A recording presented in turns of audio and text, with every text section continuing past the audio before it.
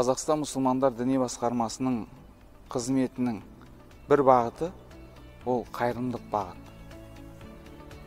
Жылда Қазақстан мұсылмандар діни басқармасының барлық өңірлердегі имамдары діни басқармасының тапсырмасына сай қайырымдылық акциясын, яғни мектепке жол акциясын өткізетін. Биылғы эпид жағдайға байланысты, яғни карантинге байланысты, біз де осы жағдайды ескере отырып, Шымкент қаласының артымыздан табан тіреп келе жатқан жасөспірім балдарымызға онлайн режим арқылы оқу үшін планшет сыйға тарту мақсаттап отырмыз. Міне, оның ішінде әрине әлеуметтік жағдай төмен отбасылар бар. Өзіміздің Қазақстан мұсылмандар діни басқармасының қызметкер ұстаз имамдарының балалары бар.